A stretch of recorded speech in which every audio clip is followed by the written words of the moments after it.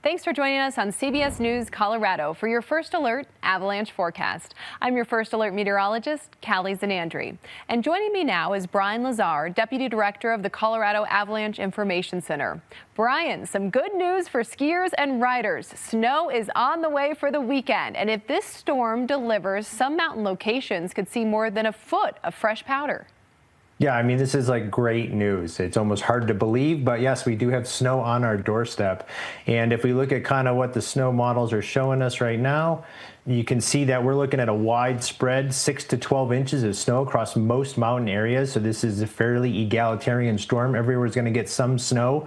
We could see some portions of the state like Wolf Creek Pass, maybe portions of the West Elk Mountain even get close to 2 feet. So this is really good news for our snowpack and a really welcome sign to see at the end of January here. Now, this is a lot of new snow. How will this increase avalanche danger? Yeah, as you might expect, this is going to lead to a fairly rapid uptick in avalanche danger. We've got fragile weak layers in many places. Most places have some weak layers of snow on the ground. This is going to be a fairly substantial and rapid load. So you can see here on Thursday afternoon, we're sitting at low danger across large portions of the state, or generally safe avalanche conditions, with some areas of moderate danger in the central mountains and northern mountains. All of these areas are going to increase in danger. So we're going to see a lot more moderate danger in those areas that are currently green. We're going to see a lot of areas get to even considerable avalanche danger, or level 3 out of 5. We can't rule out the potential for even an avalanche watch or warning as we move into Saturday if we hit the upper end of those snowpack totals, likely in the West Elk Mountains. And so why that is our last storm last weekend, we saw about 6 to 10 inches of snow favoring the northern mountains. And as this bar chart shows, you can see the number of avalanches by day just increased throughout the weekend. And that was just from about 6 to 10 inches of snow.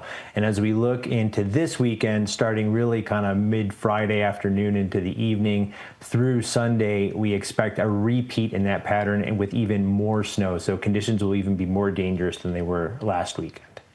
Now, with that last storm, we saw that increase in avalanche activity. Weren't several people caught? Yeah, we actually had 5 incidents last weekend, and I'll show you what those look like. They were mostly in the northern mountains and mostly on the small side. But you can see here's one up near in Summit County, and you can see someone took a ride here, or triggering this while they were on foot.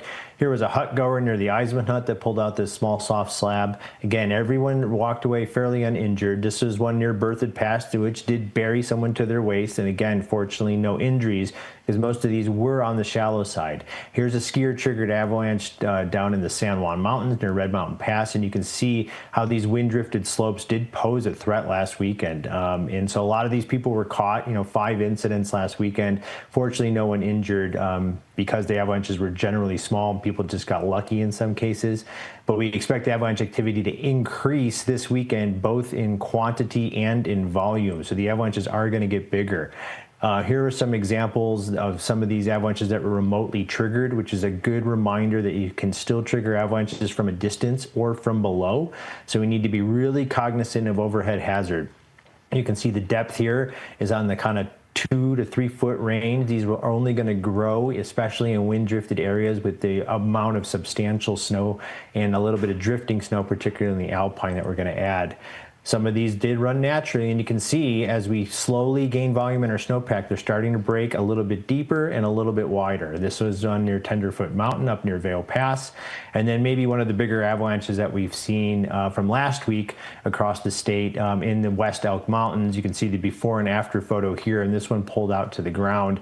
I bring up this example because with the amount of load we're going to add, particularly in those Wolf Creek Pass areas and in the Western Elk Mountains, we cannot rule out the potential for some really large naturally running avalanches, or even human-triggered avalanches that break near the ground, 4 feet deep. Some of these might even get big enough to, break some timber. So these are starting to become really serious and hard to survive avalanches. So, Brian, heading into the weekend, where will the most dangerous conditions be, and what signs should backcountry users be on the lookout for? Yeah, so I think we're going to actually see some widespread dangerous conditions. We're looking at a widespread considerable avalanche danger. That's going to be across large portions of the northern mountains, large portions of the central mountains, and it's going to even spread into the San Juan Mountains. We could see, if we get the upper end of that snowpack total, even avalanche warning conditions. Right now on Thursday afternoon, as we record this, it looks like the West Elk Mountains could see enough snow potentially to see an avalanche warning in place, in which case we do not recommend people travel in backcountry avalanche terrain.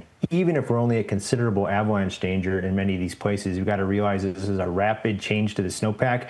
Considerable avalanche danger means natural avalanches are possible. You can look for those obvious signs of instability, like shooting cracks in this image, audible collapsing. But because we're dealing with those nefarious, persistent weak layers, you've got to really stay cognizant of overhead hazard. You can trigger these avalanches from the flats and that pull up into steeper terrain above you. So give avalanche terrain a real wide buffer as we kind of deal with, or let the snowpack adjust to this new load. Well, thank you so much for joining us, Brian, and we will see you back here next week for your First Alert Avalanche Report. Thank you. We'll see you next week.